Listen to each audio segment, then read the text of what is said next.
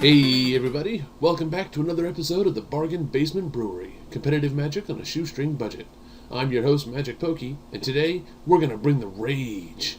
Last episode we featured a mono red burn deck and did pretty well for ourselves.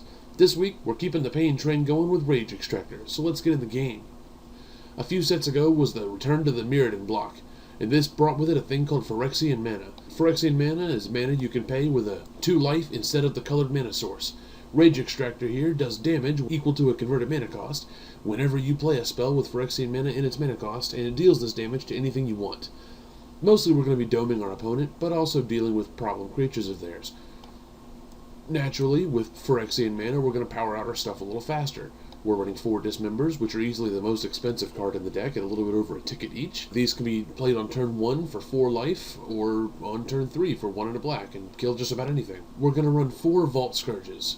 These little dudes have lifelink, which is going to be central to our strategy because it's going to gain back the life we're paying for each one of these colored mana symbols. We're also running 4 Pristine Talismans. These things basically just add a colorless mana and give you life when they do it. Pretty cool. We're running a basic red, white, and black. We're splashing green for Ancient Grudges in the sideboard because blowing up birthing pods is always fun. Porcelain Legionnaire is your basic 3-drop creature. It's just a 3/1 with first strike. I call it the Toilet Bowl Knight, even though it's a soldier. We've got Slash Panthers and Pith Drillers over here at 5. Usually we're going to drop these after a Rage Extractor. Slash Panther deals 5 to something on the board and then is a 4/2 with haste. And then Pith Driller deals 5 to something on the board and then puts a -1/-1 counter on something, which can stop persist if they don't have Melira out. To round out our curve, we've got a couple of Moltensteel Dragons up at the top end here. They're a 4/4 flyer. You can pay them for 4 and 4 life. Then you can just make them a lot bigger really quickly, because you can activate that as many times as you want as long as you've got the life and mana to pay for it. That +1/+0. As far as protection goes, we're running 4 Dismembers. These are -5/-5 to any creature. We're running 2 Active Aggression to take, whatever our opponent plays that they don't like.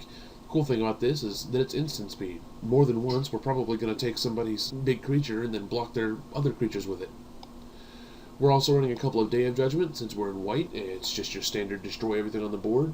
We don't mind losing our stuff because it's cheap and, well, we're not going to kill with creatures usually. We're just going to drop a Rage Extractor and start throwing things down to kill them. We're also running 4 Norn's Annex.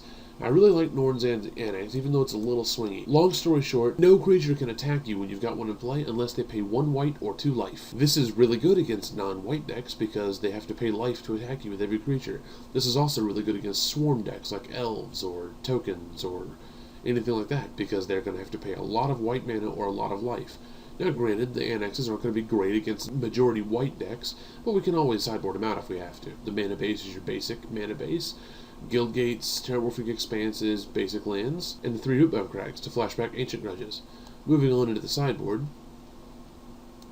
we've got a couple more Active Aggression if they've got a lot of problem creatures, a couple more Moltensteel Dragons if we need some flyers to block with, a few more ways to destroy everything on the board, a 3rd Day of Judgment or 2 Killing Waves.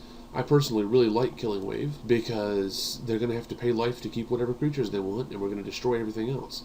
And since we're already paying life and gaining life, we don't really have a problem doing that. And we're not going to have more than 3 or 4 creatures on the board anyway. But it's in the sideboard to start. 4 Ancient Grudges are pretty standard.